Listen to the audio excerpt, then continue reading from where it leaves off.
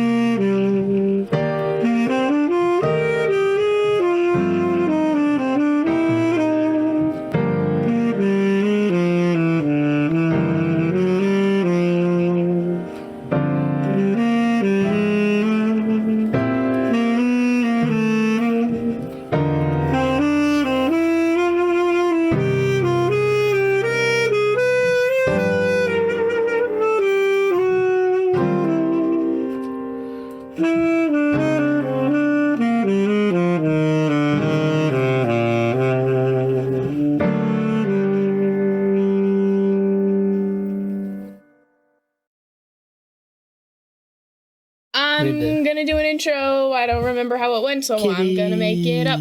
And this is gonna be minimal editing. This is allowed to be a little bit more chaotic. I wouldn't stop crying. We ideally want to not have like overwhelming crosstalk. Okay, I say as everyone's talking over. I'm sorry, Caitlin. I got distracted by a cat. Look, Miso's the exception. Okay. I am gonna start now, though. Yeah, sorry, I am listening now. Cool.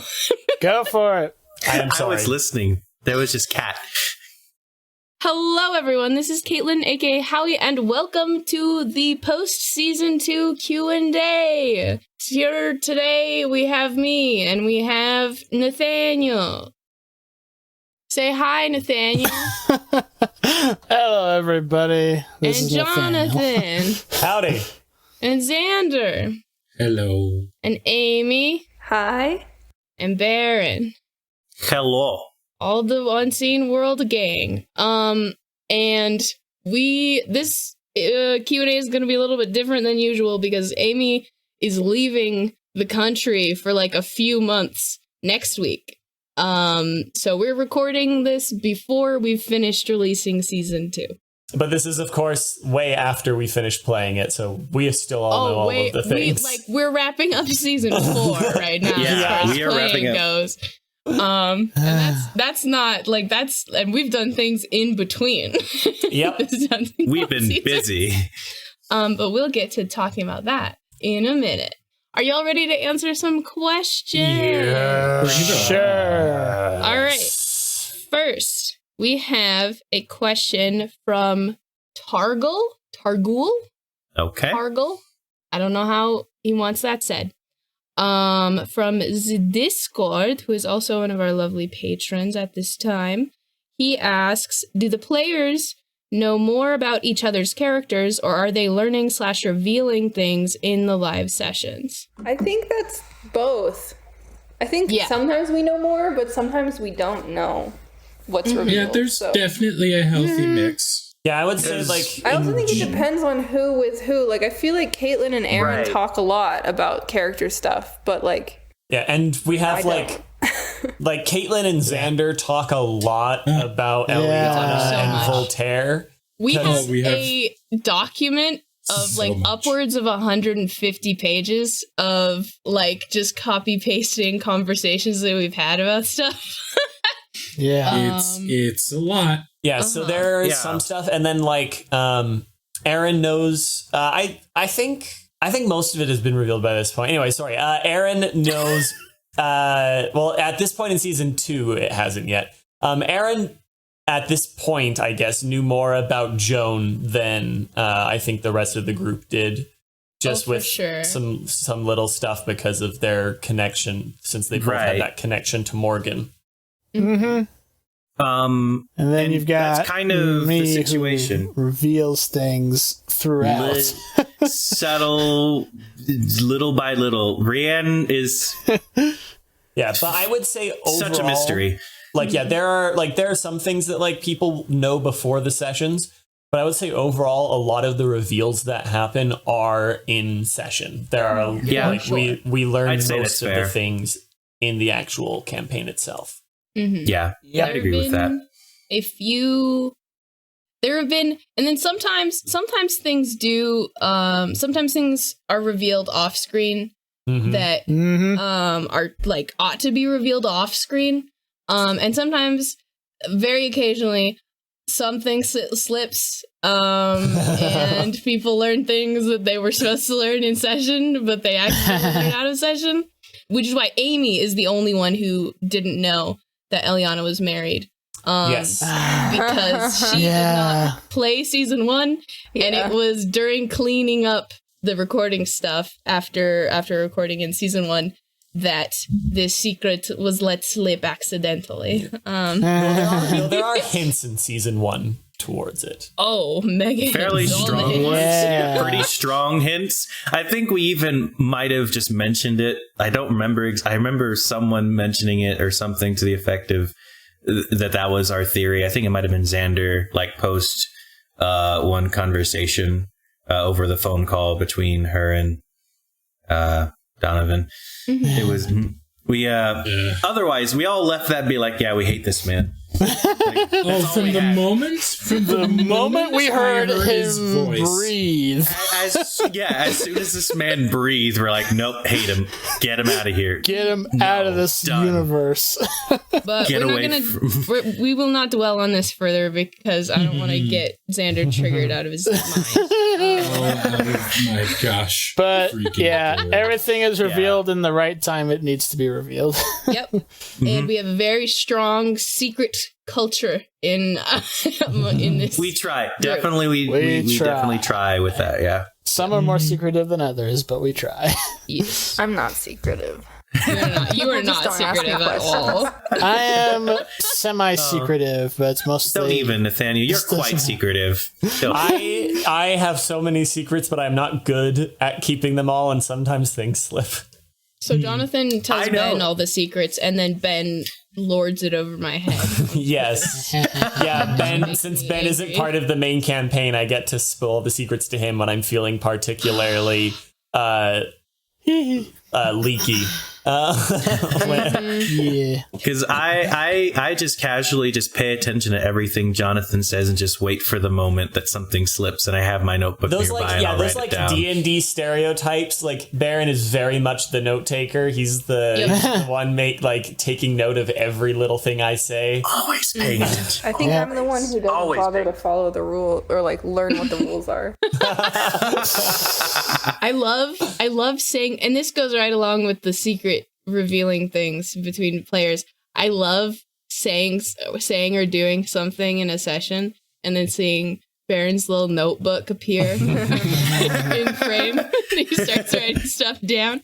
It's So very he's fun. done that with every character, I think. He knows because he's got to keep track. He's got to. I have copious notes. It's a bit. Oh yeah. It's a All bit. right. Next question. Yes. We can assume that also from Tarkle. He asked a lot of really great questions. Yeah. Awesome. We can assume that Jonathan knows more about each of the player characters, but does he ever spring something on the player or the characters? Yes. Yes. Slash the characters. Yes. All the Yeah. time. Yes. All the time. The answer to that, my friend, is yes. Oh yeah. Massive I can't. yes. I won't say details, but like I sprung some real fun things in season 3. I remember. Yeah. Freaking Yeah, I did. gosh. Did. Moving forward. Yeah, I think that answers the question. Yep. But yeah, Nice. I do occasionally spring things, and it's fun. It's a good time, mostly. Recent episodes have seemingly brought out a lot of distaste / disgust for the character of the Confessor. How much of the confession scenes were planned out, and how much is Jonathan or the PCs spitballing or coming up with on the fly? They seemed pretty organic, but the tonal split after Joan seemed like a much-needed repreve, too. So, Interesting. Yeah. Yes. So how much of the confession scenes were planned out, and how much are we making, were you / us making stuff up? So when it comes to planned out, the only things I specifically had planned out for the confession scenes were what the characters would see. Like I messaged everyone a while beforehand asking about the things that their characters felt guilty for, so I could know what to play on when it came to the confessions episode. Beyond that, it was pretty much all stuff that happened in the moment. Targwell mentions the tonal split. That was completely unplanned. That just happened because that just happened. The dice decided to be nice after this. Yep. Like, all right, I was brutal to you first 3. This next 3, I'll be nice to you. I think it was also an interesting... I think it also... Like, because it's a dice thing, but it also... Like, the dice lined up so well with the characterization. That happens a surprising amount. The people... Yeah. Because, like, Voltaire's response is to be extremely angry, but, like, he does, like those dice rolls. Yeah, later on, like, that's crazy. Let's Voltaire? talk about the dice rolls of that. Okay, so in Voltaire's final scene when he breaks out, Voltaire has a brawn of 2. Yeah, it was insane. He was rolling like... He should not have. He should not be free. But it was awesome. He had so many lucky rolls there. It was insane. And then, then we had Rian, who had such high coordination, higher than Voltaire's athletics. He couldn't get free. It was like, the heck? However, you did the best objectively, I think, out of the entire characters against resisting the actual confessor. Confession. Yeah, you literally had no reaction. You're just like, nah. Which narratively makes sense, but the dice pool wouldn't necessarily be like that was the best chance either. But it still worked out in your favor, and it worked again. Like it worked narratively for the situation. You know, it makes sense. I annoyed him. I love that. I don't know, but yes, it was like that was what I was gonna like. That's just what I remember about the whole situation of Jonathan asking us prior that like what was planned versus what was improvised. Yeah. That's how a lot of it. And when it comes to planning also, like, it's all me planning. Like, none of the players had any knowledge of what was going to go down. Yeah. No. Like, we probably, if we wanted to try and figure things out, we probably would have, thought it over with what Jonathan asked us. Outside of that... you can figure things out, but, like, you weren't, like, this we weren't expecting anything... we don't plan out our scenes together. Like, I don't plan out a scene that I'm going to have with your characters. Like, that's not something we really do. Yeah. Unless it's, like, severely important to the plot or something like that. And even then, like, even if there's something that, like, there'll be something that, like, one of us will talk to Jonathan about, like, a future thing that might happen. But we don't, like, plan it. Like where I might, for example, warn someone if something like particularly traumatizing might happen. Or like someone might send me an idea where they're like, oh, I want to do this thing with my character. And which does happen at the beginning of the seasons a lot. Yes. Like where does your character start? Oh yes, that is something that we plan out. Is I like to figure out where everyone's characters are starting the season. So that is something that we do plan out with each other. Yeah, that way we have a bit of a here we are. How are we going to get back together now that we're all here, and then as well as setting up a little bit of like you know the characters undergo an arc each season. Every character has some kind of arc going on. So like that will like sort of set it up usually a little. Yeah. I have a question actually related to this. I want to know because I know that. So I sent Jonathan in response to the "What does your character feel guilty about?" question. I sent Jonathan a 5-page color-coded document. Yes, she did. She did. But two of the pages were just like prose. Like here is what happened with the car accident. And so I'm curious, what, like, were there concrete images that you guys gave to Jonathan? No. Or was it all like, here are events that I feel guilty about? I was just like... Or here are types of things that I feel guilty about.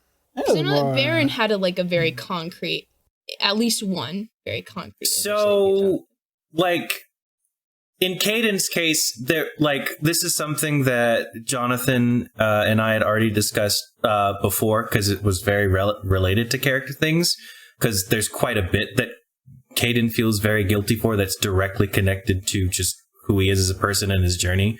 So, like, it was just reminding Jonathan, like, oh, there's these things, but there was a specific scene that was something we had previously talked about. I think it was, what was it, where he had to, like, fight his own brother, I think that was in it. That was something we had discussed as an actual event that occurred relative to his backstory, but we had discussed that many months or, like, well in advance prior, and it had nothing directly related to that. So, again, this is connected to, Jonathan and I had talked about a lot of things, and some of it's concrete, some of it's somewhat abstract. Or not as concrete, and he just kind of worked with that. It was just reminding of where to point the focus, at least for me, in that case. No, that's very similar to what happened with Voltaire. Mainly, we had a bunch of backstory beats that essentially gave Jonathan all of the ammunition he needed to set up. Right, yeah. So the Inquisition. You got this. You know what I feel guilty about. I'm trying to remember if I gave specifics. I know I at least gave an event. I did not give but that was it. I know at minimum I gave him an event. I'm not sure if there were any specifics. Yeah, you told me about the parent situation. Yeah. I don't think there were specifics given. Yeah, there weren't any real specifics given. I was like general sins. I don't know, everything. Just My existence. My existence. She just has general Catholic guilt. yeah. There you go. Oh my. Awesome. Next question. Unless there's something else. Targle asks, what XP total are we sitting at as we finish up season 2? Couldn't last year. I don't That was a I'm while sorry, ago. buddy. Though Do you know, Barry? I can. Of that, no, I was wondering if we're I would have said not necessarily, but that'd be a rough estimation, I would say. Okay, I can give a rough estimation based on how I award XP.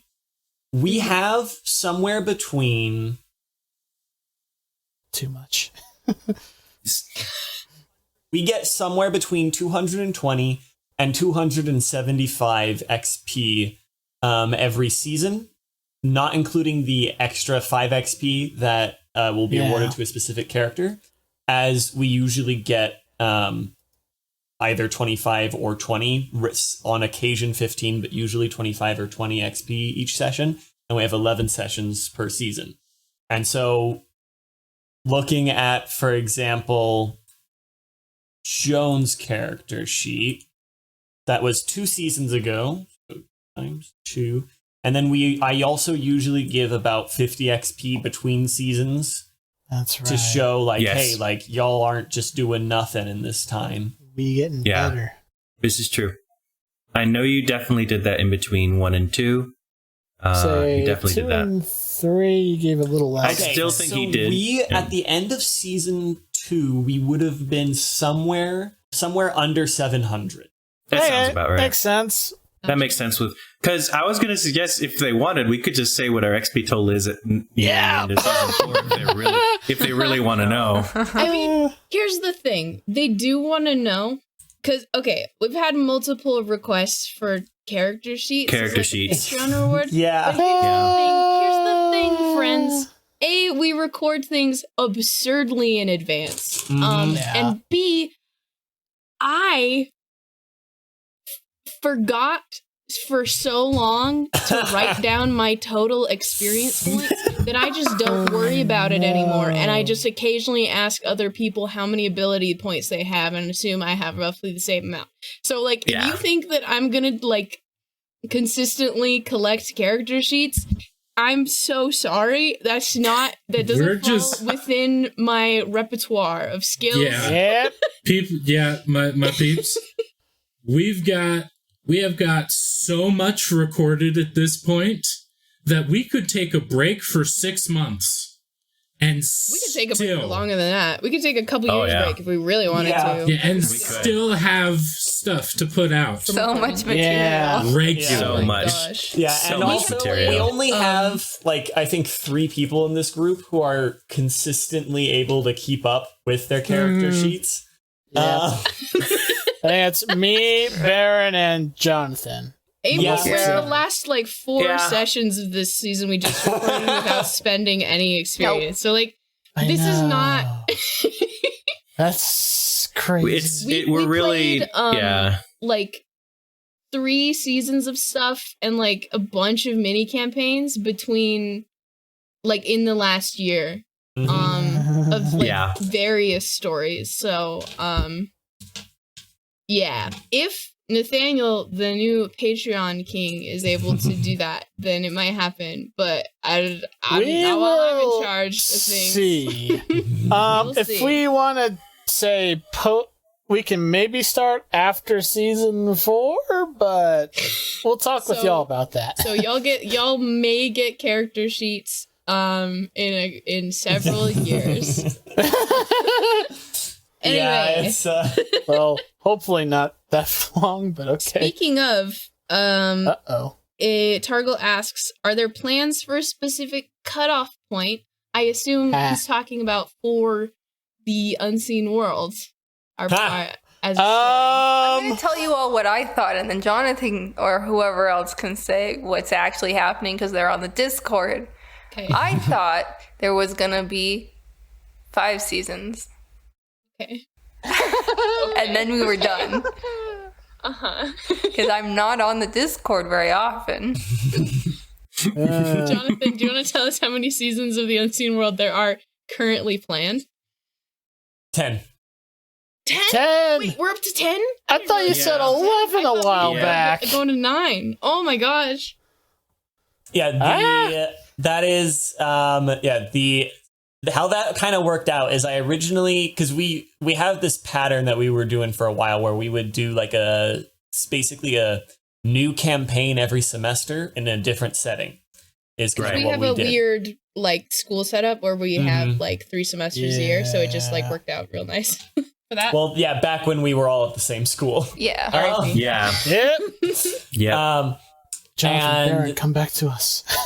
No. And Aimee. Too late. No. And Aimee. No, I'm not transferring again. Sorry. No. You don't really want to be here. We understand that.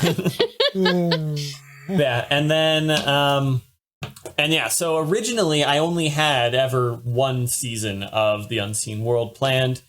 And I was like, maybe if this goes really well, then we can see what happens next. And then, partway through season 1, I was like, oh, this is going, I have an idea for a 2nd season.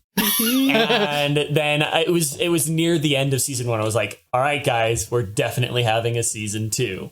Not to mention that, halfway through season 1, literally all of us were like, bro, I need more time to unfold this character. I was like, I got 600 seasons of Elianna left to go. Let's, Yeah, and then so then I had up until season 5 planned for a while. Which is what I thought. Mm-hmm. Yeah. He had that for a while, yeah. And then one day I just had an idea, and that idea I just my brain hyperfixated on it, and after us in 2, 3 I don't remember however many hours it was. But after a certain number of hours, I woke up from my fugue state with the plan for seasons 1 through 10-ish. I've since kind of solidified that a bit more. It was going to be maybe 10 or 11, maybe 9. Yeah, where I just had I think I just posted after that fugue state. I just posted on the Discord, I know how it ends, or I know how the Unseen World ends. Yes. It was very intimidating. It was, yes. Now the real question is, are we all going to be playing the same characters after season 5? Or that is something that up for debate. Yeah, that is a question. They don't even know what characters we're playing with currently. So no, they do not. We'll find out. I don't know. I mean, I think all of us will live to season 5, but through season 10. We'll find out that. I'm certainly down to try and fight my way through season. I certainly hope that Voltaire survives. He is currently my longest-lived character. Yes. You guys haven't had the opportunity to see this yet, since the podcast has only shown the Unseen World. But Zander has an unfortunate tendency to lose characters early on, but a fortunate tendency to replace them with a better character. Yeah. I don't know how you're going to top Voltaire. I'll come out with my first guy. I'll come out with my first character. And they'll be pretty cool. Like, I'm not they'll be solidly okay. They'll be good. They'll be solidly okay. 3 or 4 and then seasons they'll get their head chopped off. They're just gone. Or be driven so insane that they can't speak.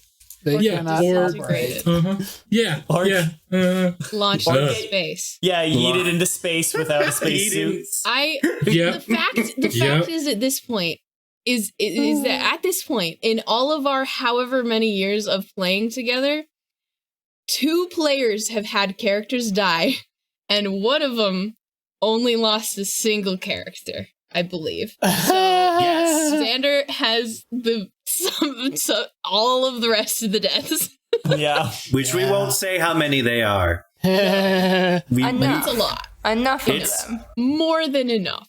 More than enough. Even as fun as the first ones are, his second character is always like top gold. Top. Absolute. So good. Gold, platinum, and diamond plated. So good. Man, I don't know how he does it, but he does it, man. All right. But I think the reason why Voltaire survived this long is because he got the gold from the get-go. Just true. True.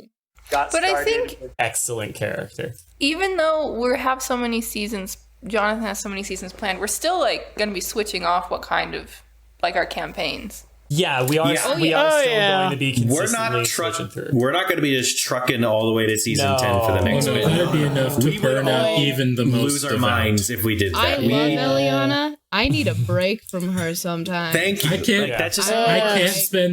I cannot spend that much time in Voltaire's brain. I think I am the complete opposite of everyone. I could spend all day long as Rian. I can't spend more than one season with any character at it. My hyperfixations don't last long enough to do 2 seasons of the same campaign back to back. Yep. Part of what was really good, I think, about how our group got together and really liked doing role plays was this kind of semester dynamic with the idea that we were switching it up every single semester. So kind of something that we liked about this group is because we always like trying something new or finding a new system or finding a new setting for which to work with. That doesn't mean we're not, of course, not ever going to come back to the Unseen World, because we're definitely coming back to the Unseen World because there's clearly lots of things to explore. But of all the things we have recorded already, we have season 3 and 4 or almost all of season 4 recorded for the Unseen World. We have so many other things beside that. Oh my goodness! Already recorded, and we have so many more things planned. How many?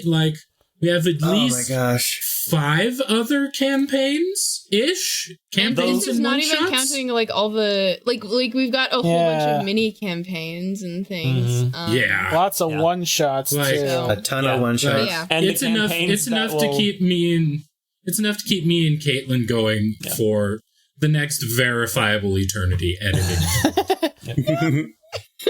There's the campaigns that will never see the light of day. Of course.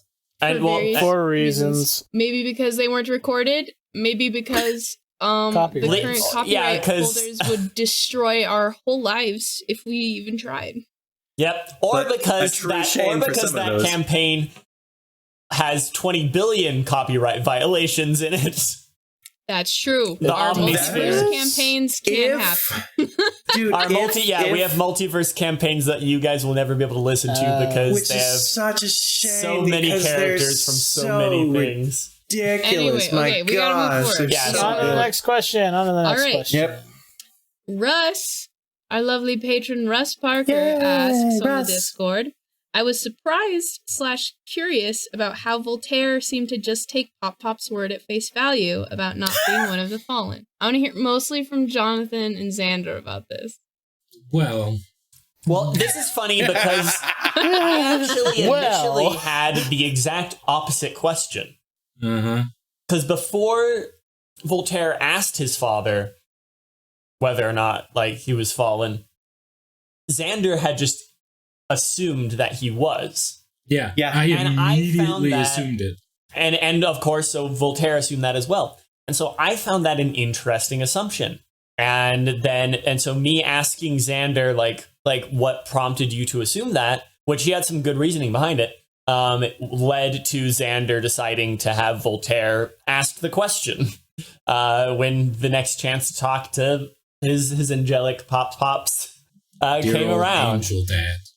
And and it may seem a little like he's taking his word at face value, but I mean at this point, Voltaire has had his moral compass rather painfully regrown in a very short amount of time. You always use that exact wordage, and I love it because, like, it's really good. Growing, I don't know, because it gives me the mental image of a compass, like, growing, which is an interesting mental image. Yeah. Kind of reminds me of the end of the Grinch when they're like, and his heart grew 3 sizes that day. And it hurts. Yes, exactly. And it hurts. And the fact that his dad was just like, do I have to be one of the fallen? Just like, why did you assume that? Because I obviously am not. Voltaire's just like, okay, cool. We can unpack that later. So you haven't gotten the chance to see the season finale at the time we're recording this, but once that it's made very obvious in the season finale itself that like this is a like not fallen angel, like in the fight, or not even a fight, in the slap down where Voltaire's father just nukes Zaitlos. Oh, there's that. Zaitlos. Y'all have been introduced to Zaitlos, just the absolute unit that leads the Order of Saint Lucifer in Vegas. He comes in acting, like a big devilish mob boss, and Voltaire's father, not even addressing Zaitlos, addressing Zaitlos' shadow. Which is the fallen angel.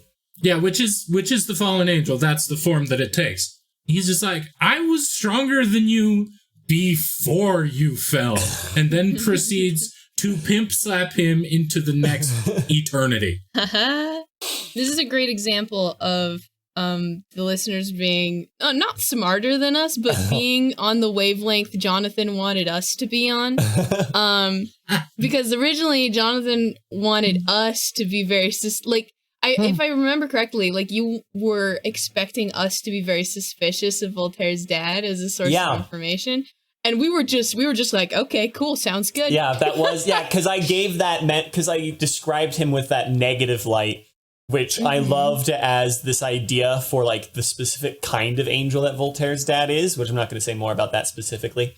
But like that, the players at this point know, but it's not yet revealed in the podcast at this point. Wait, did I miss that? Yeah. You should not have. We'll talk about it. We'll talk about it later. We'll talk about it after. We'll unpack that later. Okay. But yeah. So I kind of have this idea of these different categories of angels in the unseen world that give off different types of radiance, but like they all have this divine light. It just looks somewhat different. And so, but I like the idea that like that negative light has a kind of a harsher undertone and gives this sort of sense of like suspicion that would hopefully make the players a little more like, like, and yet, every time Voltaire, Voltaire's just like, I love this aesthetic. This is great. Angel knowledge. Every time angel knowledge is distilled upon Voltaire, our immediate response was just like, okay, he hasn't done us dirty yet. Yep, and honestly, we were busy. You know, We had things going on. I mean, we were thinking about stuff. We had our own personal issues as well as, you know, being hunted by the Inquisition flavored issues. Oh my goodness. I think the moment that it kind of like both the first time, like when like a solid question was asked and we got a fairly definitive answer that led to us acting accordingly, was he asked his dad about the Skinwalker and was like, okay, we can only get rid of it by saying its name. Can you give me the name? It's like, no. Can you tell me where to go? Gives an actual location of the exact place to go to learn said name, and then we go on said arc for it. Like, yep. I think we kind of still took that with a grain of salt, like with some manner of suspicion, but we had no other options and no other leads at that point. So then we did it, it panned out, and then every other time afterward, it still panned out correctly. So, like, the more we became aware of exactly how it worked, we're like, negative light, that's neat, that's cool. I mean, that's neat, that's cool. Exactly. Where are we going now? We're grateful for dear old Pop-Pops and his information. Thank you. Dear old angelic Pop-Pops. So I do still really love that interesting aesthetic. Yep. I do agree. I loved it from the beginning. Okay, I feel like I could be the moderator every time because I'm in the campaign and I still don't know. We'll have you be the moderator for the next season. Yeah, she was moderator for the first one. While we're on the subject of very astute listeners, I want to shout out CraftyZor from the Discord, asking some very good questions from season 1, such as what is Elianna's job? To which, in response to which, we laughed, and he was like, "I don't understand why you're laughing." We were like, "You'll find out." So there's that. Baaron asked in season 1 off mic, and that's the only person who ever questioned. As far as true. Yeah, that's it. He also asked, which I did touch on in the season 1 Q&A. Question for me: Jonathan tends to throw a fair amount of combat at you guys. Elianna has a wound threshold of 10 at the time. Have you ever felt like more of a burden than a help in the combat scenes because of Elianna's vulnerability? We were just finished with recording season 2 at the time, and I was like, it's funny that you ask that. I hope you enjoy season 2. So if you've listened to season 2 CraftyZor, there you go. Yeah. Shout out to everyone who's actually listening. No one has ever asked what Andi's job is. I know. I can't believe I never thought to ask. True. I think we all just don't know now. We don't know. I think Voltaire just assumed very street smart. Jonathan knows, yeah, obviously. I assumed that. I'm curious as to what it is. Money just happened. I don't know, man. No, that's Voltaire. It's just the perks of working for the ocean. Money just appears sometimes. Sunken vessels, precious metals from all those shipwrecks. Oh yeah, they just unsink pirate treasure and just give it to her. Every month. Yeah, absolutely. Yeah. The best insurance, man. I can honestly see it, though. All of the benefits. Okay. We're going to do... Everyone basically knows Cayden and Rian's jobs as well as Joan's. What about Lucius's questions? See, I'm interspacing everyone else's questions as Targle's questions, because he asked a lot of questions. He did. That's a good point. We're going to go back to Targle. All right. Targle asks, it sounds to me like Jonathan does all the rolling for everyone. Is that accurate? And if so, why? Yes. Jonathan. Yes, it is accurate. And it's just how we do it now. Yeah, so this is something that started with just when we very first started playing. Okay. Collect thoughts. Okay. Sorry. So Genesys uses a specific type of dice that only Genesys uses. And so it's not something that you can really get super easily or super cheaply. And though there is now a dice roller app, that also didn't exist when we very first started playing. Nope. The app isn't as much fun, though. That's true. None of us like the app. Nope. No offense to the app. No offense to the app, it's great, but it's just not as fun as rolling dice. I'm the one who got the group together and introduced everyone to Genesys. No one else had. Well, actually, when we first started playing, it was the Star Wars RPG because Genesys didn't exist yet. But it was the same. The Genesys is based off of the Star Wars RPG. But I introduced everyone to it, and so I was the only one who had dice at all.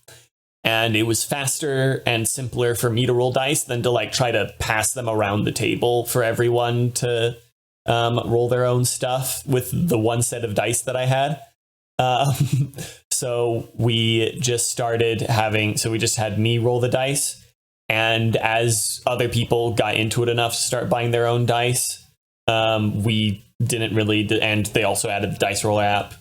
We decided to not change it, to just keep it with the dice. 1, because no one liked the app. 2, because we liked the sound of the dice rolling, which has been unfortunate lately as my microphone is too good and blocks out the sound of the dice rolling. Darn. Xander's so unhappy. Xander's so unhappy about it. I'm sorry. That's my inner rough editor coming out, y'all. I'm the one who chops out all of the ugly bits before it gets to Caitlin, and Caitlin performs her magic, and then you hear what you hear. Yeah. Nice. All right. So I guess cry internally every time dice is rolled because I can't hear it. Yeah, I guess Google Meets does it then. So either way, unfortunately, we no longer hear the sound of the dice rolling, or I do, but the rest of the group doesn't. So we've kept that, and like if at any point people were like, "Hey, we want to roll our own dice now," I'd be cool with that. But honestly, we kind of like it the way it is. Honestly, I just assumed I like the mystery behind it. This was how Genesys was played by everyone. It's kind of just that Genesys players might roll their own dice is new to me as of right now. It's kind of just become the way that we do it. Yep. I'm still in the process of building a dice tower, so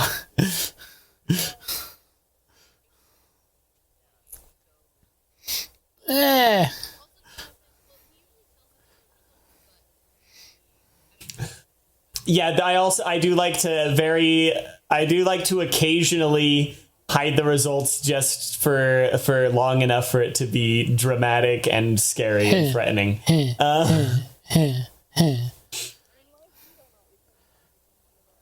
Yeah.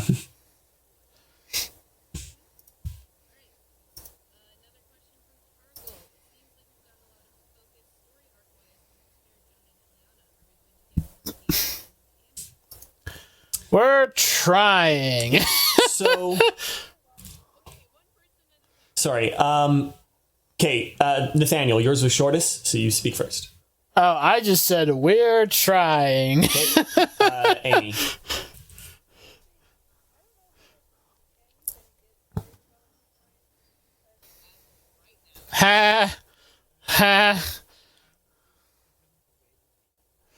Yeah.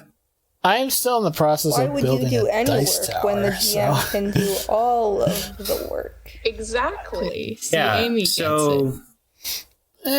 Also, Jonathan, well, he usually tells us the results, but I don't know, I like the suspense, you know? Yeah, I do like to occasionally hide the results just for long enough for it to be dramatic and scary and threatening. In life, we don't always know the consequences of our actions. Yeah, I agree. I do like that. Yeah. All right. Another question from Targul. It seems like we've gotten a lot of focus story arc-wise on Voltaire, Joan, and Elianna. Are we going to get more Cayden, Rian, and Andi spotlight time? Probably. We're trying. A lot of stories. Okay, one person at a time. Sorry. Okay, Nathaniel, yours was shortest, so you speak first. Oh, I just said we're trying. Okay. Aimee. I was going to say, I don't know how much Andi's going to get story development-wise, because there's honestly, I'm not very good at crafting my characters with, super intriguing backgrounds. I just kind of plop them into the world, so maybe not. And that's okay with me. The thing about Aimee as a player is that she is a brilliant role player. Oh yes. So good. So it doesn't not a lot of story arc stuff happens if you don't give your character intriguing a ton of backstory stuff to play with, and then also do not create a particularly social character. Yeah. Yeah, and Aimee is actually best when she makes social characters. Oh, I love them. They Zander and I are were my just favorite. About We it were. last night. We were like, we are stupid children in comparison to like Aimee role playing. Like we're Aimee as a social character makes Voltaire and Elianna look like fumbling children. yeah. Really? If anyone ever listens to the Toronto campaign, because that was a very bad social character I did. That was also partially on me. You know what? but- And then part of the thing is when she made Andi, she specifically made Andi as not a social I person. wanted to try something new. Right. I just don't know how to use any other skills. And that takes time and practice. And so Aimee is Social actually character building I can do really well. Yeah. Like I know So but this with Andi, she's mainly a magic user, and she doesn't like to be involved in other people's lives. But I really like to do that. So it's hard to hold myself back because I want her to pry because I want to know things, but I don't because that's That's one of the things that is really like fun with Aimee, but I assume is probably frustrating for her. Is Aimee is very dedicated to her characters in them acting like themselves. Like she makes a character, and that character has a very definite personality, and that character will act according to that personality, which becomes a problem when she creates a character whose personality is so drastically different from her own. It's true. And she is, like, I assume, probably struggling internally with the fact that she has done this to herself. Yeah. It was really hard, Some more- especially the season that y'all just listened to, because that was my first one with Andi, and I was like, what am I doing? I want her to know everything so bad, but she just won't ask. We do get some more very fun Andi stuff in the We do. future. I do. Yes. Don't get me wrong. we I do. do enjoy playing her. I do. It's just different for me. Yes. And trying to build a magic talent tree is really hard. The short answer with regards to Cayden is yes, and that's all we will say. Yep. We are definitely we are definitely going to be seeing some heavier focus on Cayden in future seasons, and I am working on trying to get some more focus for Andi and Rian in later seasons. Yes. Though, Please. Though there is it is a little harder with Andi and Rian. Maybe I'll just make up some new background stuff. You know what? This is me. Always an option. I will say this again and again. That's always an option. You can always just make up more okay. stuff. I have Just make okay. up Now some this stuff. is It me just being happens. actually honestly curious, Jonathan, for this question. Why is it harder for Andi and Rian?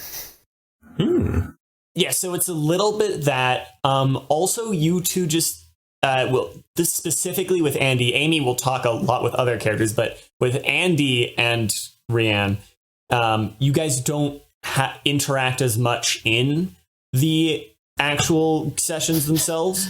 So, for example, there's always focus on Elianna simply because Elianna always puts herself into the spotlight.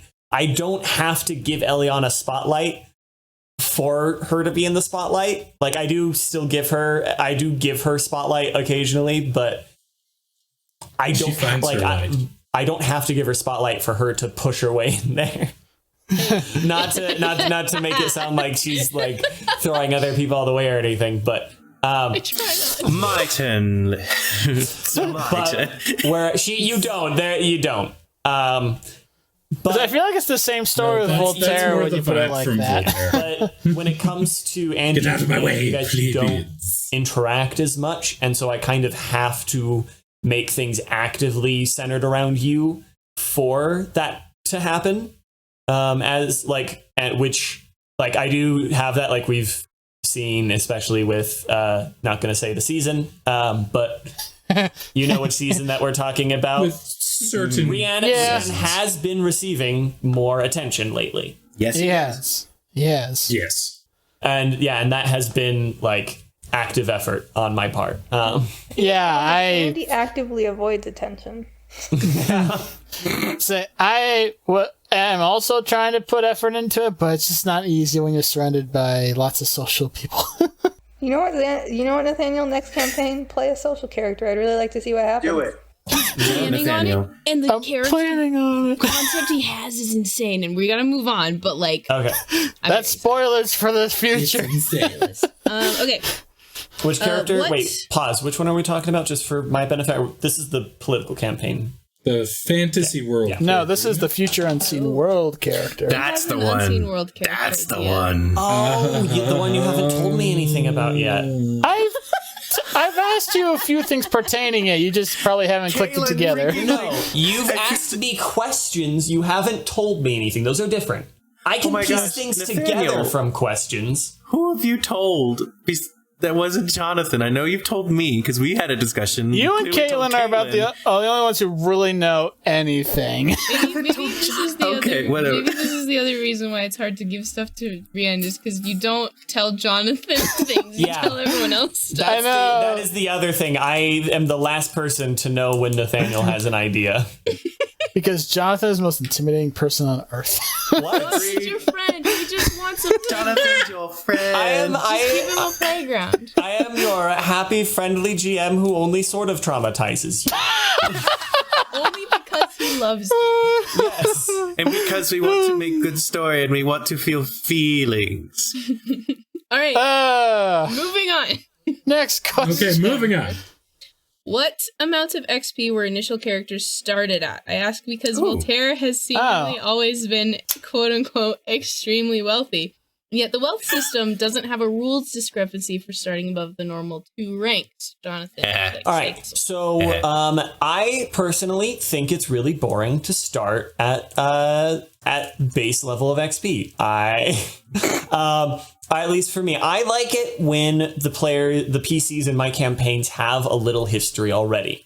Though it can be like we have had some great characters where this is like their first outing. But in general, I find it very fun when these characters have a little bit of history already that we can play with.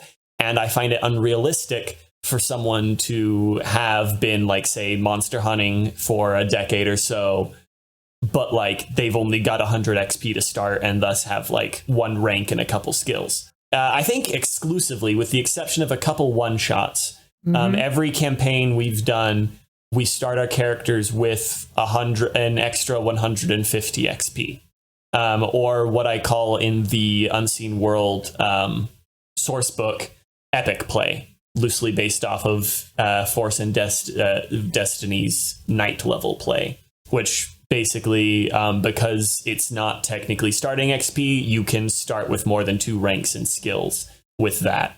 And so there was a bit of a mix-up with Voltaire in that Zander forgot to actually put any ranks in the wealth skill and thought he could just use his presence without ever actually having ranks. And so that very first session, Voltaire was incredibly poor for half of the first session. he had He had less money than a to hobo. completely Literally rewrite his homeless. character sheet in order to dump all of the XP he could into wealth. Yeah. Pretty much. Yeah, Session. Yep, that mid-session. was a crazy, Mid-session. brilliant moment. But yeah, so with that extra 150 XP, it is feasible for someone to start with 5 ranks in a skill, though to do that, you would have to not have a lot of ranks in anything else. I mean, even with the Which, if you pay, even with the base, you can get 1 free rank and 4 the career skills. That's still a lot of XP you gotta dump into one thing. yeah. And I mean, and if you pay careful attention to the first season when you're re-listening, Voltaire doesn't have a lot of ranks in anything does else. He does No, he not. doesn't. And he has money. And he is He could- pretty. And that's it. That's pretty He's much beautiful, And he's not rich, even the best and shooter good with a gun. at that point. Yeah, no, No, he's he was not. That's That the fun. was- That's the funny thing. He either mediocrely throws bullets at something, or throws mountains of cash at it until it goes away. What did you say, Amy? I said, would you say Ringo Starr's the best drummer in the world? No, he's not even the best drummer in the Beatles. Oh, okay. right. Yeah. Voltaire. And also, if you re-listen to season 1, Voltaire loses a lot of guns. He sure That's does, true. So that's unrelated. This is true. All right. Yeah. This is Next true. question. We got an email, our first email from a listener named Timothy F. They have a TARDIS as their profile picture. Nice. He says, greetings. I only recently found your podcast and I've been enjoying it. However, as a longtime GM and player of Star Wars and Genesis, it irks me how your group has been doing criticals. Per the rules, you can only trigger a critical on a successful hit of a combat check. ... inflicts at least 1 wound. No triggering crits on misses, nor on hits that fail to penetrate soak. In addition, I'm a bit confused about how come virtually all crits have massive mods to the rolls. In my experience, it seems like you're adding more than +10 per vicious / advantages spent to increase the rolls.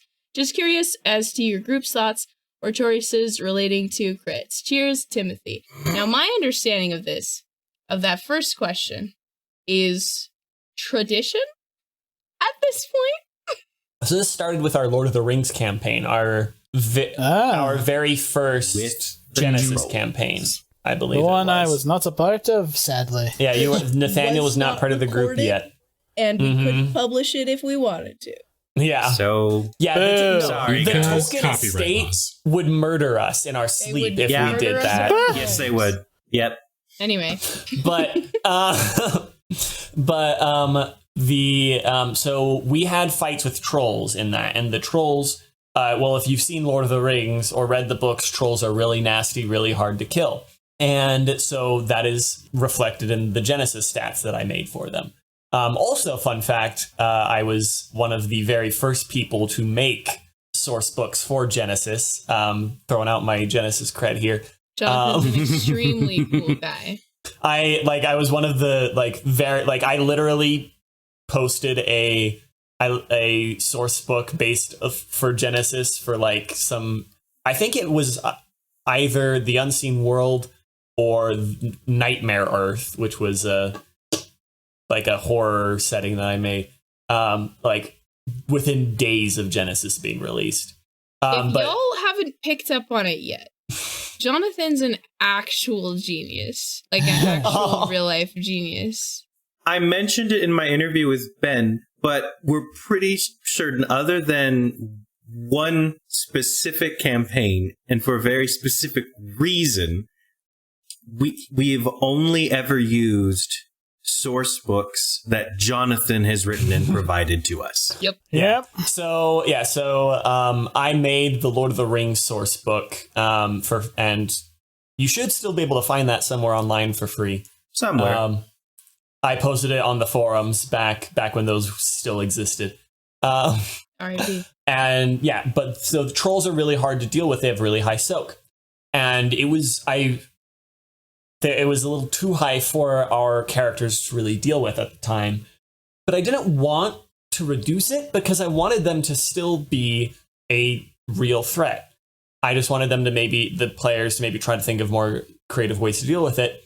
And so I decided to let it happen where you could crit without getting past their soak value. Where if you hit, you could still crit, regardless of whether or not you actually dealt damage. And so people started just critting the trolls to death as their way to kill the trolls, where they would just hit it with so many crits that it would eventually overwhelm them and kill them.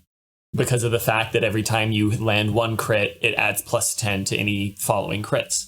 And so that stuck as a sort of a house rule that I don't think half the group even realized was a house rule. No, I didn't know. No, I just did not know. Normal rules. And then I did forget a couple of times about the because I had set that precedent.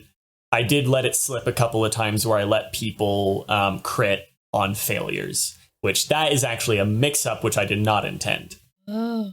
Which is, that was just me being forgetful. So, house rule is we can crit on a success even if we don't deal a wound. We cannot crit if we fail. Yes, because that is, you did not successfully actually hit. Yeah, so to answer, it's a mix of house rule and oopsie. Yeah. But for the other part of that is we don't have any additional crits, like modifiers, just the vicious, adding because of advantages or triumphs, and previous crits also add 10. Though we have had some fairly lucky rolls on that part. Mm-hmm. Yeah, agreed. Cool. Thank you very much. We have some more questions from Timothy, actually. Oh my gosh. Hey. I don't know how to use my phone. Sorry. Okay. Timothy wrote again with another question. He asks, why did you choose to go with the house rule regarding initiative slots? I would think that using the rules as written would make for a better experience, as the players could decide who takes each PC slot each round per rules as written. So the rules as written rule is what? And then what do we do? And why?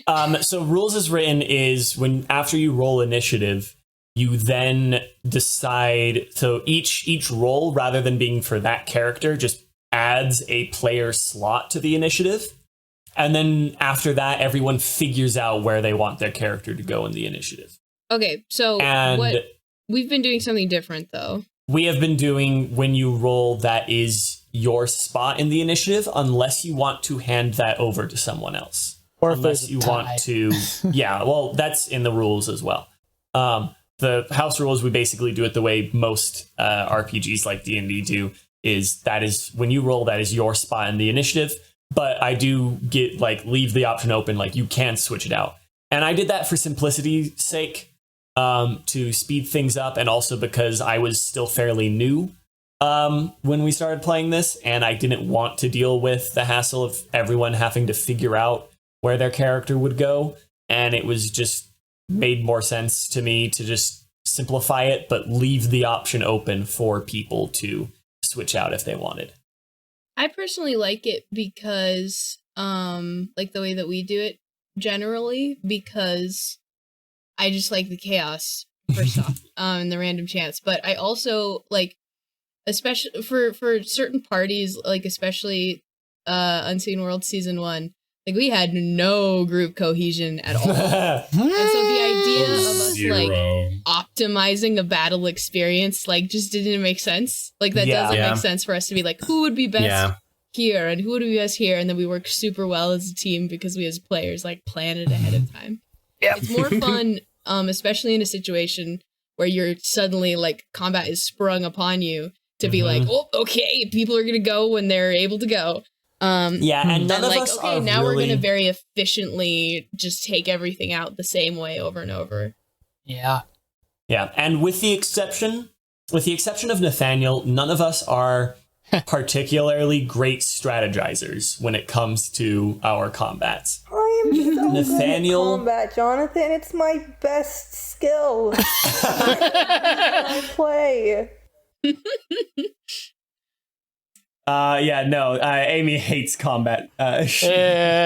For those of you who cannot hear the dripping sarcasm, Aimee we will roll initiative. Aimee will be like, cool, when am I going? Cool. And then she will leave. She'll come back when she thinks roughly like we may be around when I'm supposed to go. No, I am an absolute strategy freak when it comes to combat. No. Nathaniel's the only one who's really good strategizing in combat, and he and I are the only ones that are good at optimizing characters. Yeah, for those of you who haven't noticed how useless Voltaire can be at any given point. I think Baaron does a pretty good job at like character. Baaron does a decent job, just that he has some frustrations currently. To air at this time. He's upset because Cayden hasn't had the opportunity to be optimized because Cayden keeps getting thrown into different roles. Yeah. So it's impossible to optimize him in any particular Rian direction. is built like a non-glass cannon. I don't want to just derail this in a way because of it, but like when the whole question about experience was kind of given, like... From what I wanted Cayden to actually be, when created, he didn't have enough experience for it to still work, even with the extra stuff. So I was like, oh, I'll just work into it because, you know, we're going to gain experience over time. None of the plans that happened when season 1 was occurring have actually been met, except for like one. Which happened during the course of season 2, and it was a sudden decision change, which was increasing his discipline because it was a character choice to build his mental defenses, because he was under the impression, oh, we're going to deal with the Mindbreaker, but still didn't. But then that actually helped with the Confessor. It helps against the Confessor. That was such a brilliant way to like encourage us to increase our discipline without letting us know precisely what was going to happen to us later on. Yeah, you threatened us with the Mindbreaker. Sorry, you're actually not going to fight him a second time. What? No. Time for the...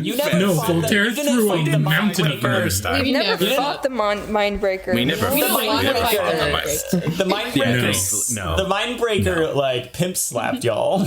Yeah.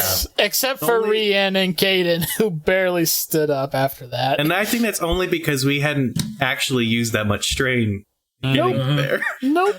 That was the only reason we stayed away. Anyway, that's my point. Moving forward. I try. No, I want to stay here. Yeah, what do you have to say on this question? Nothing. Aimee? I was on a phone call with my dad.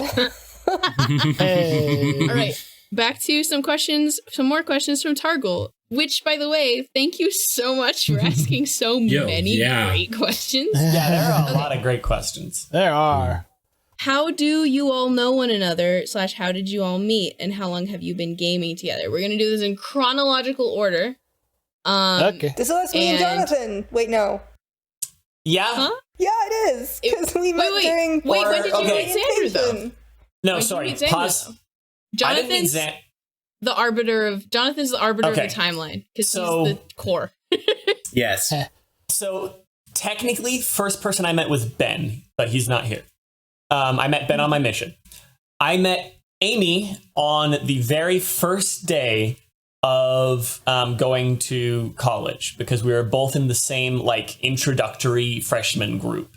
Hey. Yep. And he asked then for my phone number and never used it. And then Aimee and I, at the same time, met each other because we were roommates. Yes. And then I knew she'd be a good roommate when she was like, "You want to watch Galaxy Quest?" And then we watched it. We watched Galaxy Quest, and then the next day we watched Galaxy Quest again with our other roommate. And then within the next couple of weeks, we watched it again. I don't remember watching it that many times, but I guess we watched did. it 3 times, and I loved every one of them. Anyway, nice. Next. And then I met Caitlin at one of the first classes of the semester. The first class. It was first the day, first. first class. What was that? What class was that? Intro to the Humanities. All right, yeah. Jonathan had a TARDIS backpack, and I was like, I've seen the whole Classic Who series. I'm gonna go really knock this guy's socks off with my very impressive knowledge of Doctor Who. But it was Jonathan though, so I didn't know what I was getting into.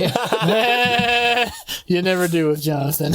Jonathan's the lore master. And then it was a surprise for me when I found out that Aimee and Caitlin were roommates. It was a surprise for us too. Like Aimee had talked about the people in her group, and then when we got on the shuttle to go to campus, and she was like, "Oh, that's the guy from the tour group," and I was like, "That's the guy from my class."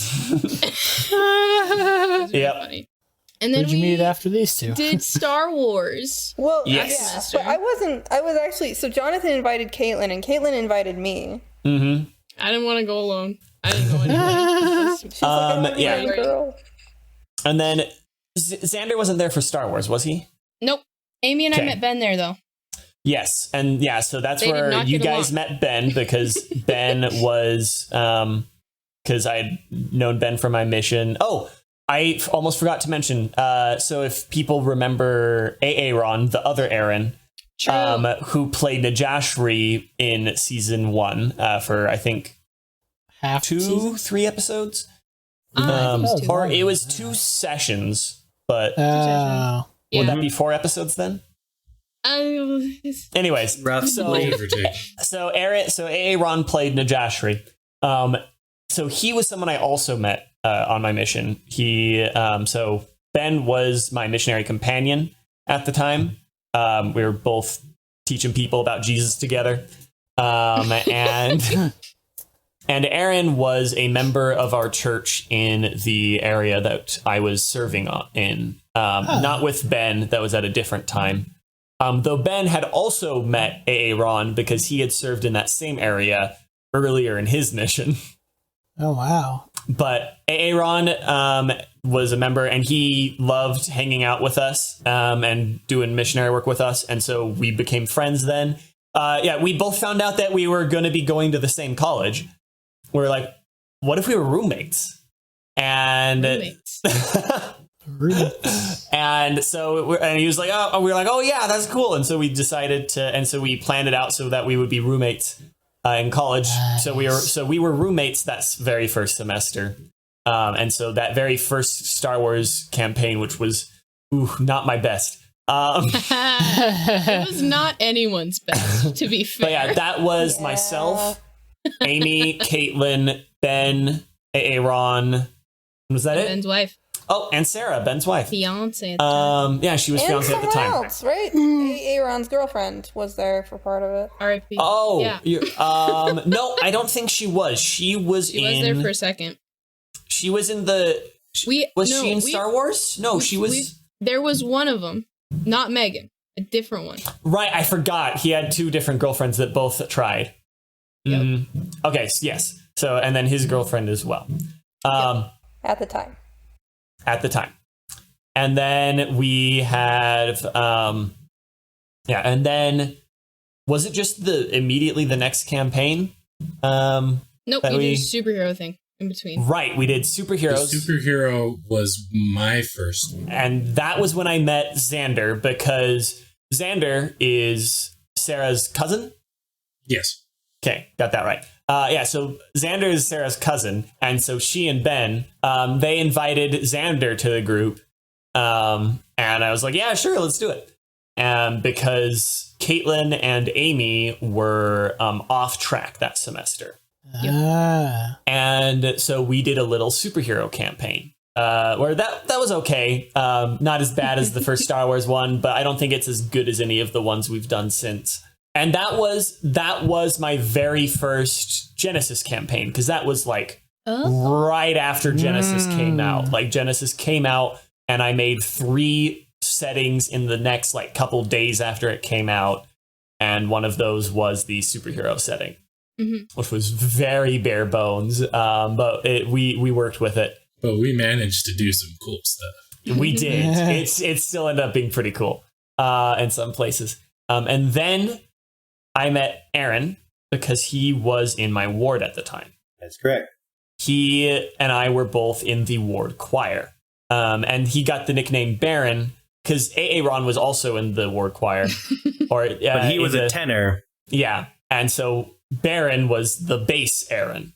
To avoid and people confusion, we never used either of their real names. Yeah, and people tried for a bit to get Taryn to stick. It didn't stick. Never did, but Baaron certainly did. Yeah, Baaron. Well, Baaron did. Aaron just was more fun to say than Taryn. Agreed. Yeah.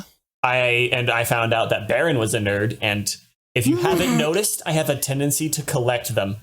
Jonathan lures it's his own gotcha game. Things, and then he lures us in like fish, like moths to a flame. It's his own because nerd gotcha game. I'm not social enough to actually initiate the conversation myself most of the time, so I just lure them in.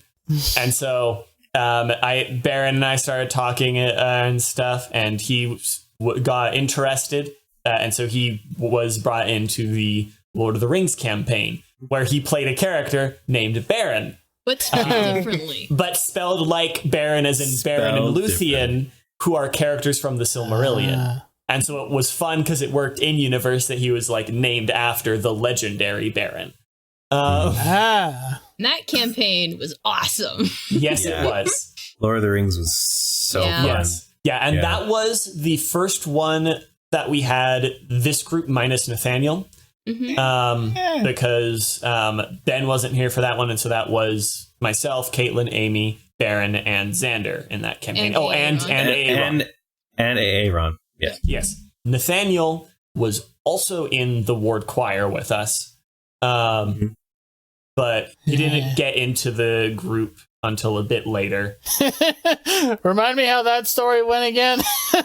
I don't remember all the details. I think you overheard Baaron and I talking one day, and either this was the first time you overheard us talking, or it was the first time you had the courage to speak up and say something.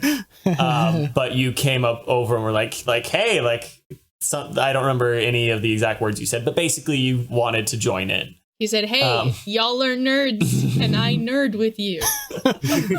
Yeah, I heavy initiated. Hey, I'm coming in, boys, and I'm coming in hot.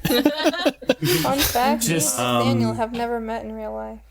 Aimee and Nathaniel have never met in person. Yes. We're trying to remedy that, but it's been very difficult. Aimee left on her own mission before Nathaniel joined the group.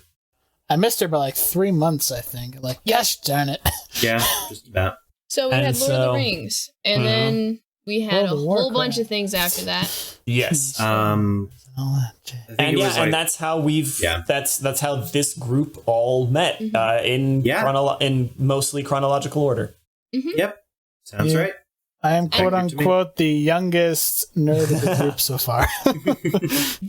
And as long as we're saying like what campaigns people came in, Nathaniel came in for season 2 of our World of Warcraft campaign. Season 1 of the Blood War. Which is the first one we recorded. All right.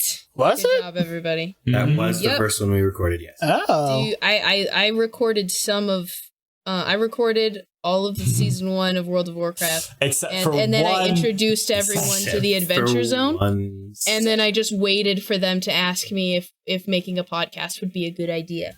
Yeah, Caitlin was the one who... Caitlin had been, like, secretly just waiting for the chance for us to bring it up.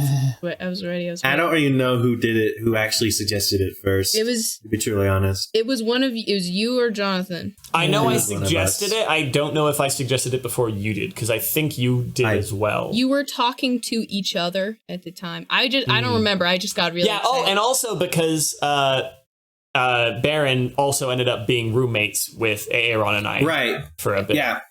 And so did Nathaniel. And I was roommates with all 3 of you guys for a bit. Yep. Oh, I think Nathaniel being our roommate is when he finally was able to get his way into the group. One of the multiverse sessions, you were like, "This is our roommate Nathaniel." I was like, "Okay."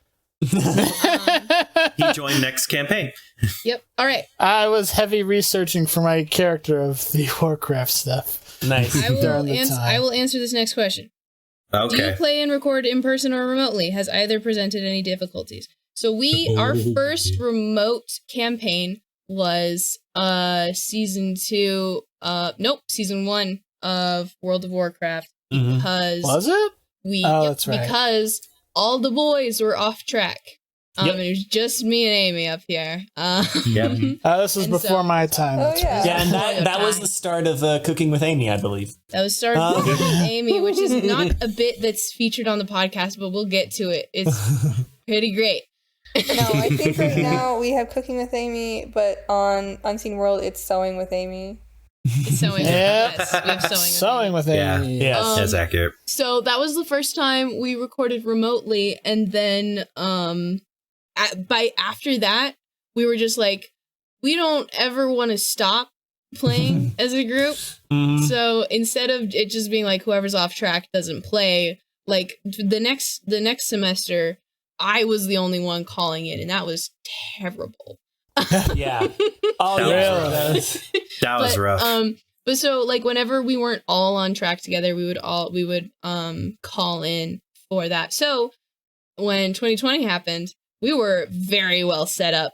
Oh, we were ready for it. Do this thing. We're ready for some things. Yeah. But. Yep. Though I do miss the second season of the World of Warcraft campaign where we were all together. It was so fun because You're so rude. I was.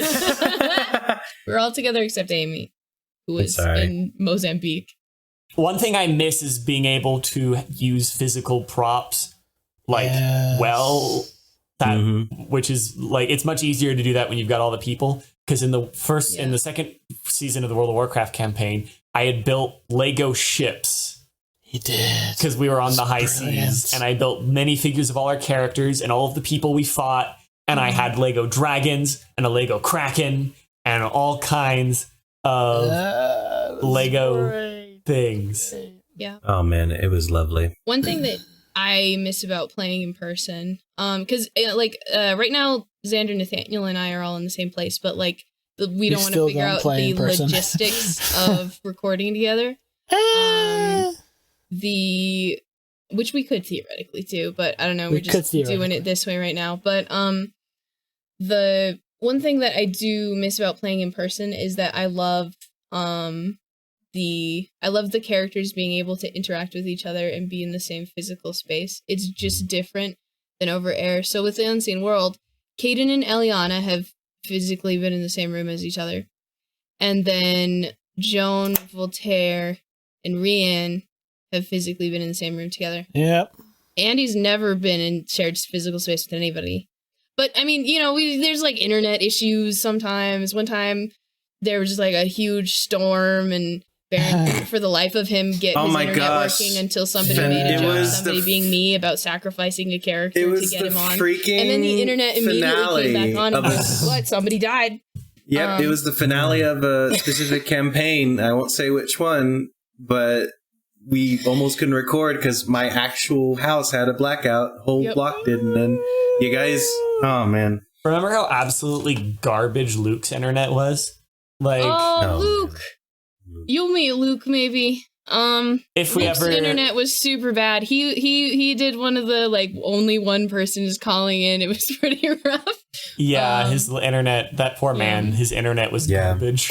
I really Luke. In-person campaigns, I really miss making faces at Caitlin and watching her try and hold her composure while Jonathan did intros. Every single time for Lord of the Rings, she would just look over, because Jonathan would sit at the head of the table, then Aimee would sit next to him, and then I would sit next to Aimee. So Jonathan couldn't see what was happening, except like I was just desperately trying not to completely lose it for the entire duration of the intro, and then I would have no idea what was going on. Neither of them ever knew what I had just said.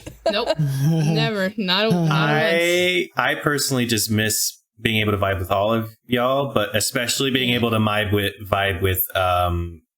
Yes, I do miss. I do always miss sit next everyone to having vibing with Xander. Oh man! Oh yes, bringing the snacks, destroying the actual sound quality with all the jelly beans. Oh yes, That's another problem. Is the audio issues. There is a specific part of if we ever release the World of Warcraft, there is like one scene that we're just gonna have to re-record or delete entirely because Aimee and I started having a conversation about like what boys or something. I don't know. What? And I forgot to like mute us on the recording. I don't remember that. So because you didn't know, I didn't realize it until later. And so like there are problems, but things get better. We improve. It improved a lot once we actually decided that we were doing a podcast. Yeah. So there's that. But yeah, this everybody shows up and everybody does great stuff. So, and that's the thing that really matters the most. Moving on, and we're gonna do these questions faster than we've been doing questions.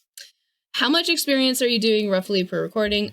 We already did that question. Yep. Are you recording multiple episodes per play session? So usually what we do is we record a session and split that into 2 episodes unless there's no way to do that and have it feel nice. Usually, frequently, the last session of an arc or a season doesn't get split.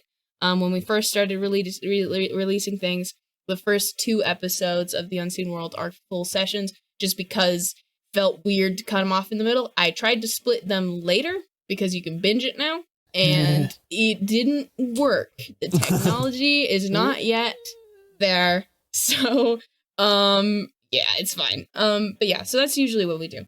Lucius Myers asks from the Discord. Lucius.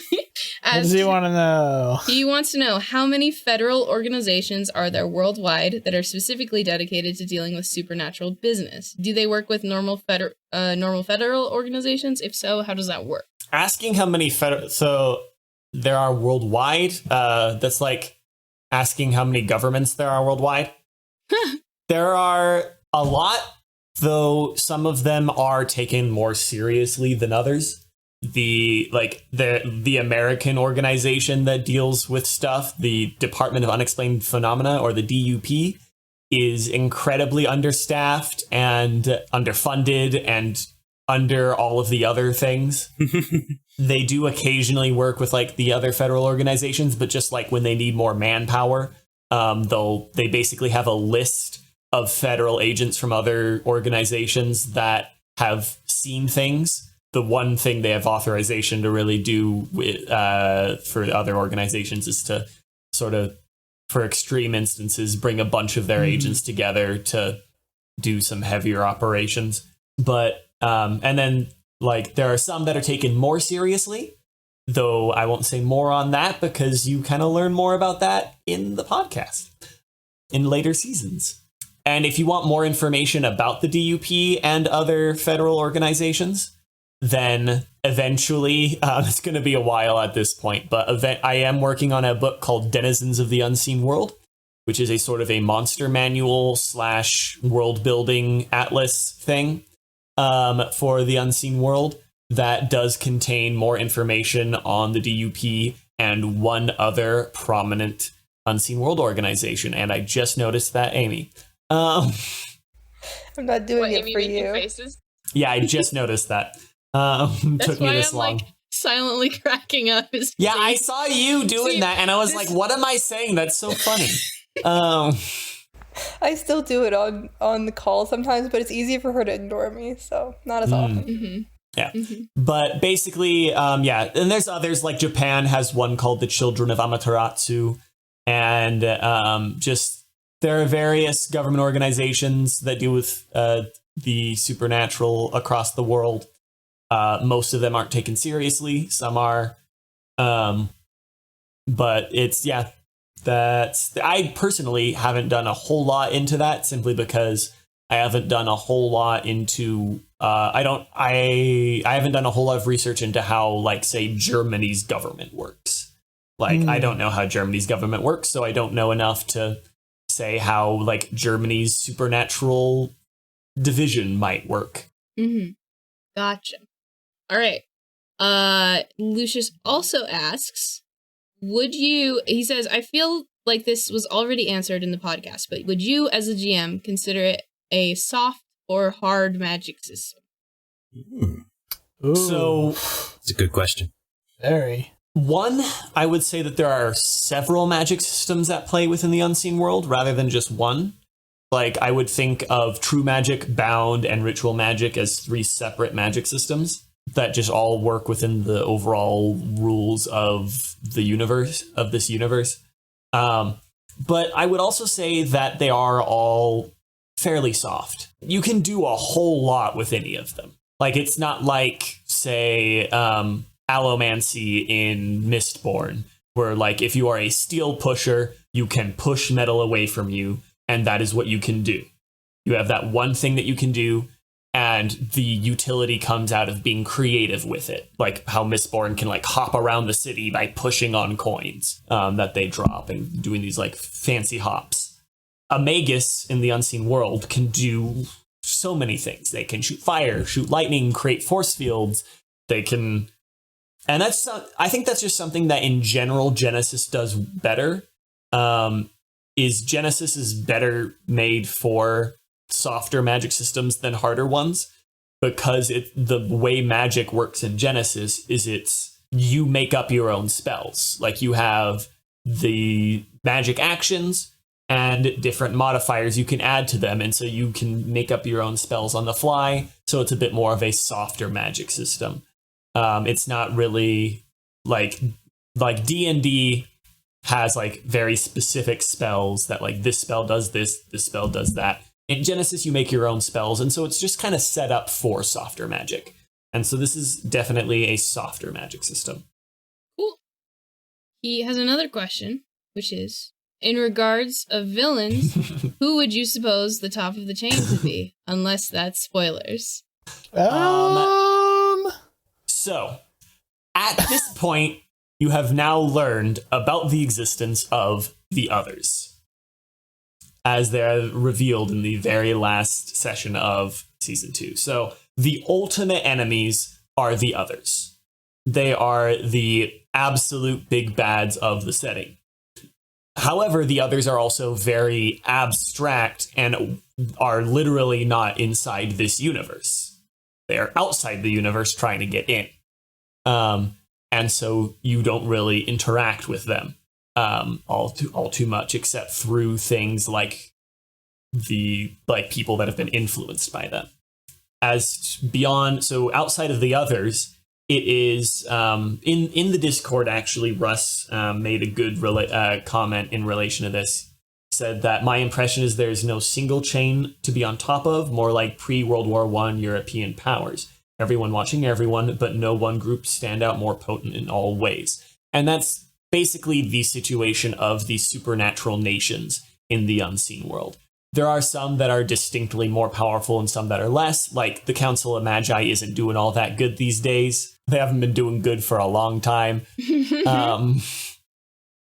But yeah, like the Order of St. Lucifer, the Circle, Olympus Industries, the Fairy Courts, they're all pretty much like the major world powers back before World War I, all kind of holding each other in check. They'll have like more power in certain parts of the world or whatever, but no one faction is more powerful than the others, because if that were the case, then that faction either would have taken over the others, or the others would have banded together against the more powerful one and slammed it back down until it was on equal level with them, which kind of does happen. And so there's this kind of just uneasy balance both across the world and, of course, as you've seen in Vegas itself, between the various supernatural factions of the world. So yeah, there's no top of the food chain, though I do have a sort of a tier list of entities of like where different entities rank on just sheer power, where you've got like at the very top, you've got like capital G God, the big man, the man upstairs. He's kind of the dude over everything. But also the more power you have in the unseen world, the less kind of freedom you have to act. And so that's why Caitlin didn't realize this apparently. No, I knew this. I didn't think to apply this to capital G God though, and now I'm fascinated. But I'm gonna ask you philosophical questions later. But that's why you see, for example, the big man tends to act through angels or through mortal champions. Is that limitation? And similarly, so right below him, you've got the others and the first are the next most powerful entities. But similarly, because they're so powerful, they're very abstract. Like the first are much closer than the others are, as they are what make up the physical universe rather than being from outside it. But the first are like, how does the planet act? How does the planet fight? It doesn't. The planet can't even really think up like thoughts the way we do. And so once again, it's ridiculously powerful, the Earth as an entity, but it has to act through champions. Like Andi is the avatar of the ocean. The ocean acts through Andi. And Andi is much less powerful than the ocean is. She's powerful, but like on the scale of player characters. Whereas the ocean is ludicrously powerful, but it just can't act on its own because it's just the ocean. And so from beneath that, you have archangels. And then like beneath that, you have the fairy queens and the more powerful gods like Odin and Zeus and angels. And then below that, you've got like less powerful gods. You've got fallen angels. You've got the ladies, Morgan and Elaine. And that's where you start getting into things like the powers of Las Vegas, because Fortuna, lesser god, Zatlos, fallen angel riding shotgun, Morgan, Lady of Autumn. And then below that is where you start getting things like, really, really powerful magi, really powerful vampires. And that's where you get like so many more characters. And then it becomes less easy to distinguish who is on what level. Yeah, that's sort of the general tier of entities in the unseen world. So in other words, we have a lot of people in this world.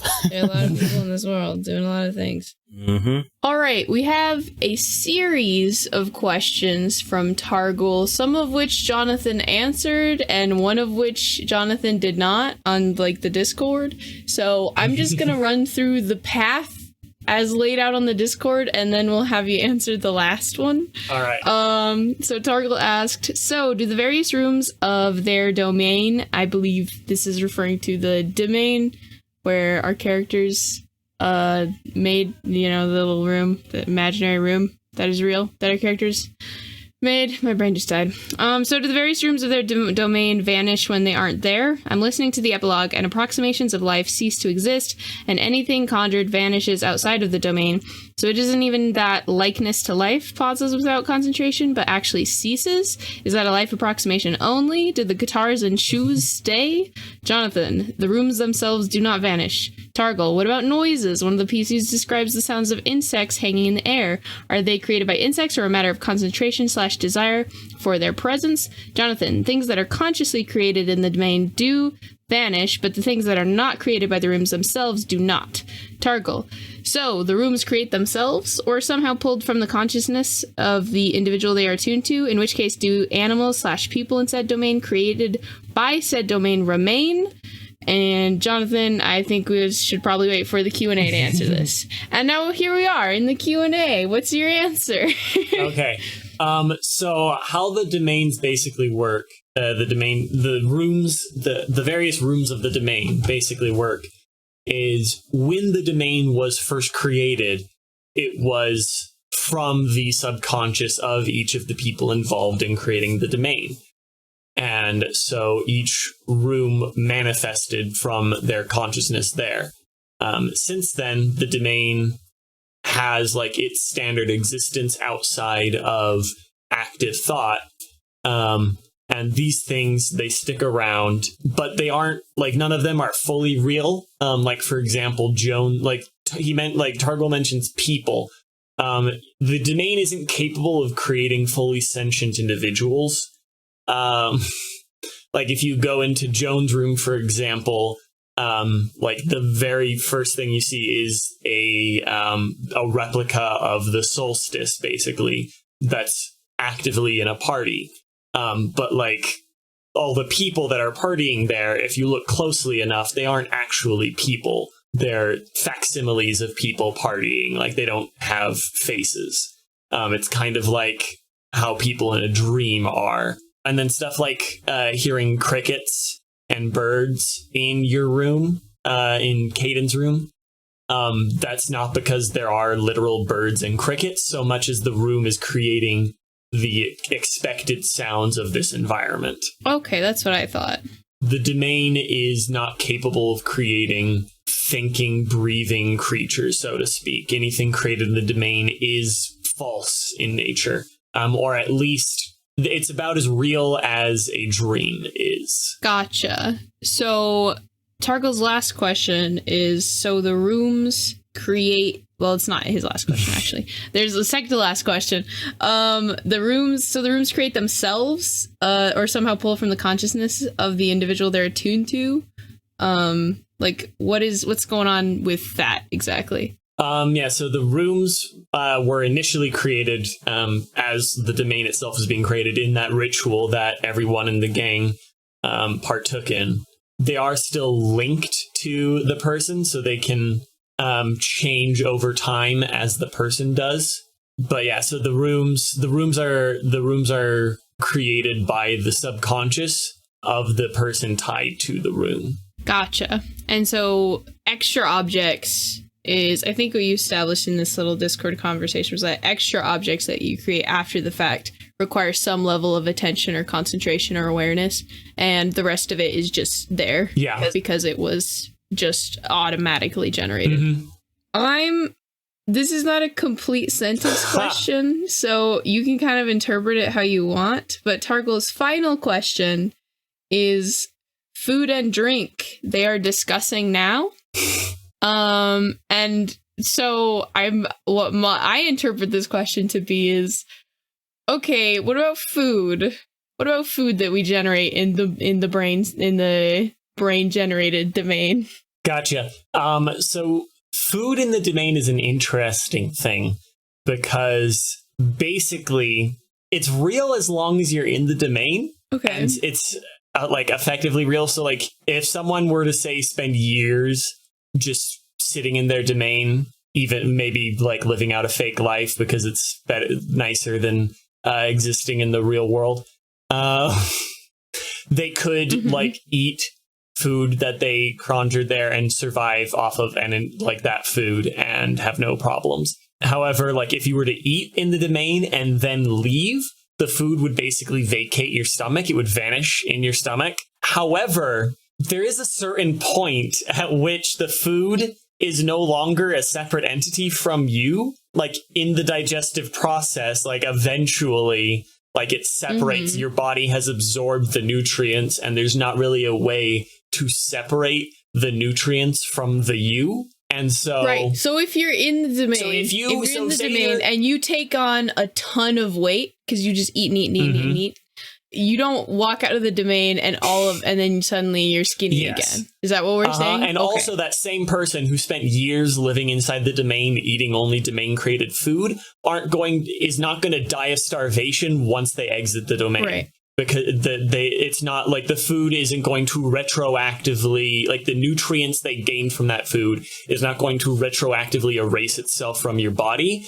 if it's already been all absorbed. Okay, gotcha. But if you timed it right, you could escape having to use the restroom, I suppose, because like your body, like if you waited just enough time for the nutrients to be absorbed into your body, but you haven't used the restroom yet. To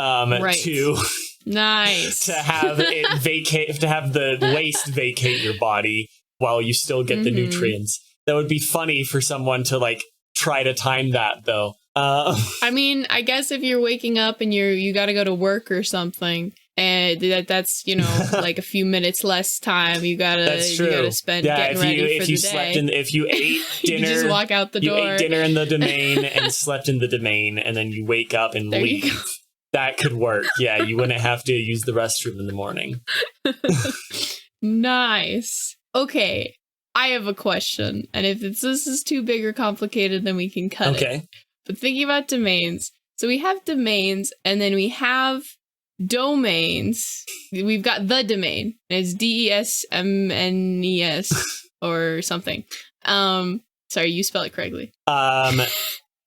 It's spelled basically Demesne,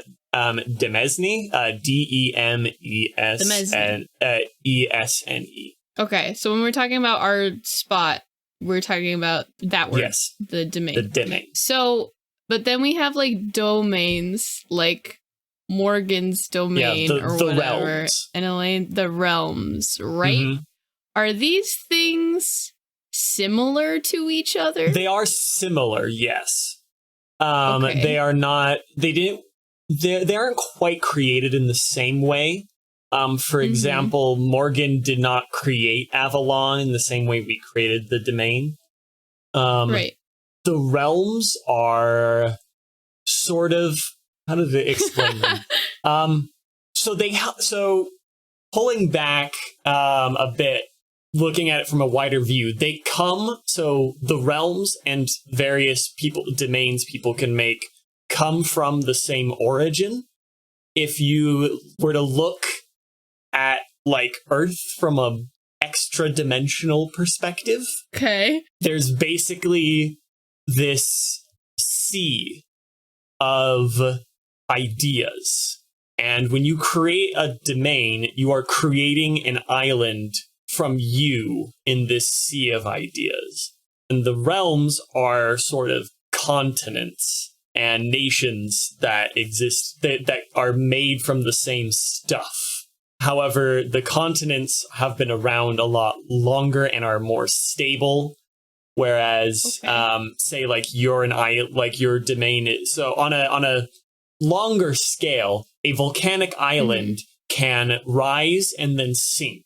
So speed that up. Your domain after you die, if one person creates a domain and dies, that domain will over time fade back into that sea of ideas. Ooh, Whereas the realms are more stable. Are they self-sustaining? They are ish. They can fall into sort of disrepair, I guess, if an idea is forgotten. Let's say there was a pantheon of gods that was worshipped in like Neolithic times that had their own realm, but they have since been forgotten. There was no written record of them, so these gods are basically forgotten. Their realm would still exist, but it would have experienced continental drift of a sort, broken off from the rest of the landmass of the magical realms, and be really hard to find, because the idea that connects it to the mortal realm and to the other realms is lost. And so it's been left adrift, and so it's still there, technically. You could theoretically find it, but good luck trying. Interesting. Wow, this has been a very educational Q&A for me on several levels. Yeah, just because the realms are tied to both each other and to Earth by like human perception of them. They will exist after humans stop thinking of them, but their connection to our world will be weakened and possibly severed after long enough without people being aware of their existence. And like landmasses in our world, as they like kind of come together, the land can change its appearance over time.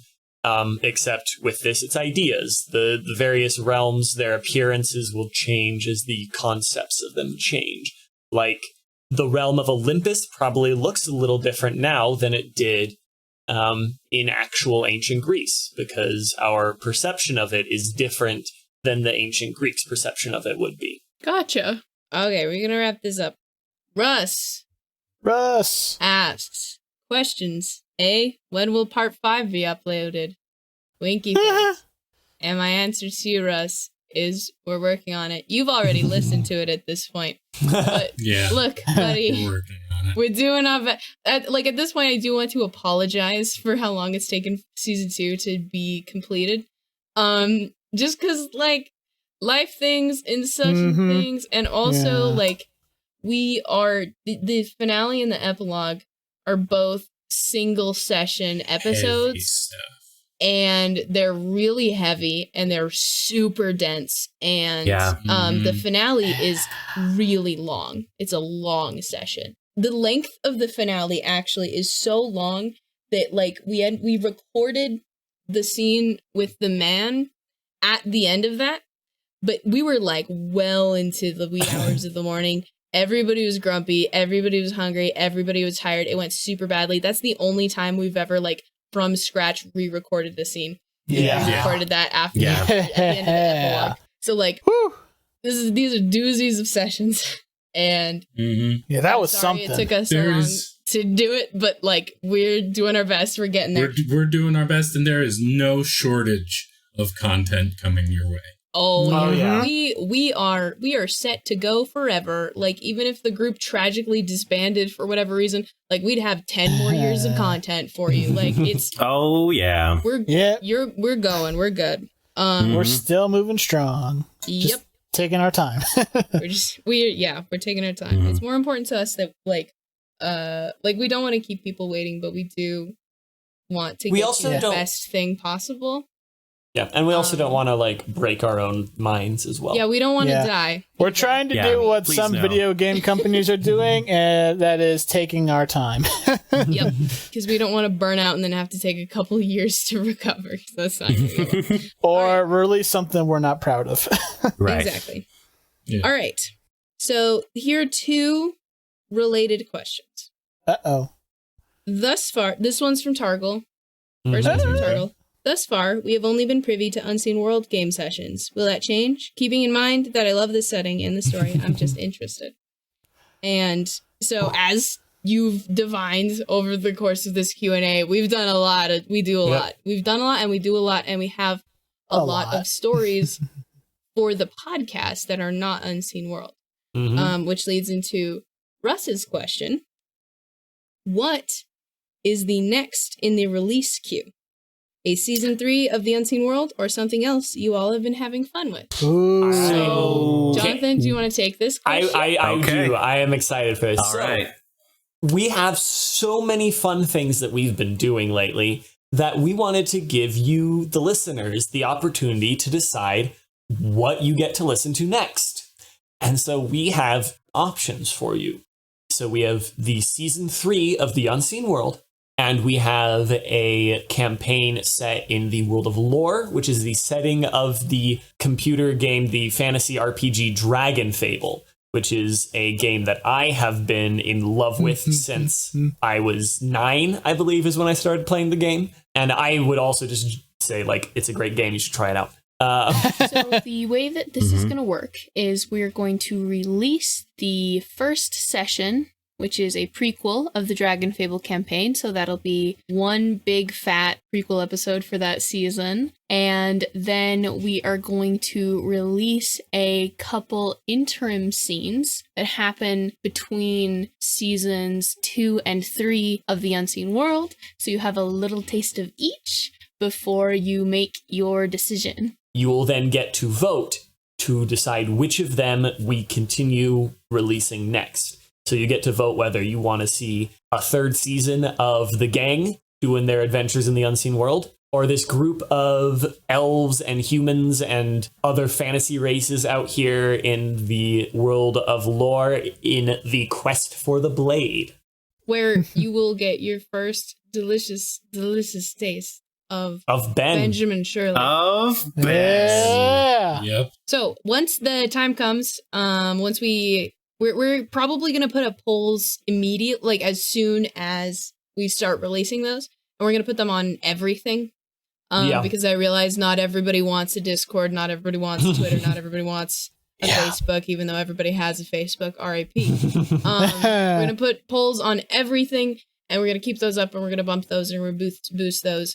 And we really want to hear what you guys want. So make sure you go check those out, and we'll post updates on the social media. And so at this point, everyone who's listening already knows and likes, I presume, if you're still listening, the Unseen World. I want to hear, but since you already are probably a little biased towards the Unseen World, would any of the people here like to do like a little shout out, like to let people know that it's just as fun, if not more fun? The Dragon Fable campaign? My gosh. Chef's kiss. Has been brilliant. So actually, that these boys are cooking up in the Dragon Fable campaign is pretty wild. Yes. I would also appreciate if you pick the Dragon Fable campaign, because I don't know what happened and I would like to listen to it.